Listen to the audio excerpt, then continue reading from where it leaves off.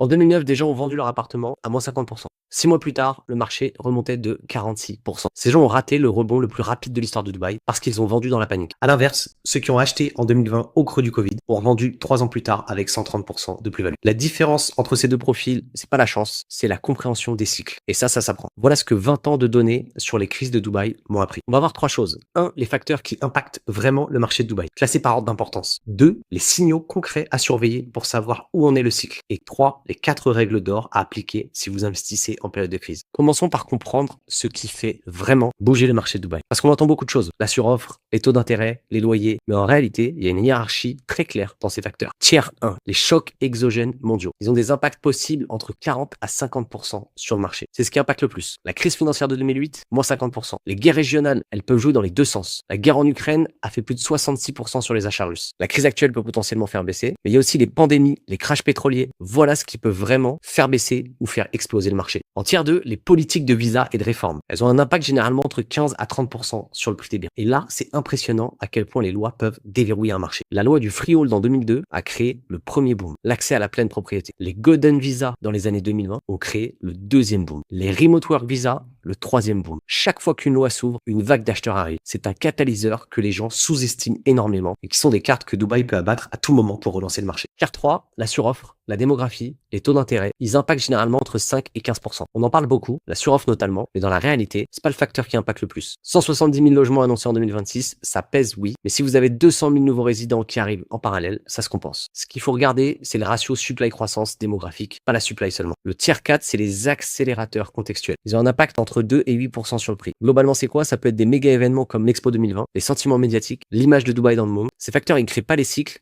il les accélère. Maintenant, concrètement, comment on lit où on en est dans un cycle? Il y a 3 indicateurs simples. Le rendement locatif. Quand les rendements descendent en dessous de 5,5%, 6% sur le marché au global, ça veut dire que le marché se refroidit. Les investisseurs se retirent parce que le cash flow ne justifie plus l'investissement. Quand les yields remontent au-dessus de 8%, c'est un signal d'achat fort. En ce moment, c'est autour de 6 à 7, selon les zones. C'est donc un signal neutre, généralement légèrement positif. Le pipeline de livraison, une supply entre 30 et 40 000 unités par an sur Dubaï, c'est neutre. En dessous, c'est un signal de hausse. En 2026, on est à 170 000 annoncés, c'est beaucoup. Mais attention, beaucoup de ces projets se livrent en plusieurs années et la croissance démographique compense en partie. Au global de Dubaï, ça s'équilibre. Par contre, sur certaines zones, c'est à surveiller. Le pétrole, au-dessus de 80 $ le baril, c'est un signal d'achat fort sur Dubaï. Entre 40 et 70, c'est plutôt neutre. En dessous, une baisse probable. Le pétrole finance les fonds souverains du Golfe qui soutiennent Dubaï dans les crises. C'est un indicateur indirect, mais assez fiable. Si vous voulez qu'on regarde ensemble comment ces indicateurs s'appliquent à votre décision d'investissement, contactez-nous dans le WhatsApp en description. On vous répond dans la journée. Et maintenant, les 4 règles d'or, ce que j'aurais voulu avoir en tête avant de conseiller mes premiers clients. Règle numéro 1, privilégiez les zones établies en période d'incertitude. Les zones émergentes avec beaucoup d'off-plan, elles explosent dans les booms, elles s'effondrent dans les crises. Si vous investissez aujourd'hui dans un contexte incertain, vous voulez une communauté qui a déjà des résidents, des écoles, des commerces, pas un chantier. Règle numéro 2, évitez le off-plan spéculatif.